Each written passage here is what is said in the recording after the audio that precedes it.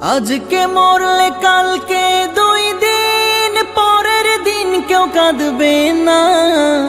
যাদের জন্য করলা কামাই মরলে তারা চিনবে না।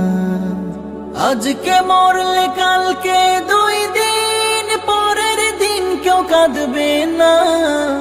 যাদের জন্য করলা কামাই মরলে তারা চিনবে না।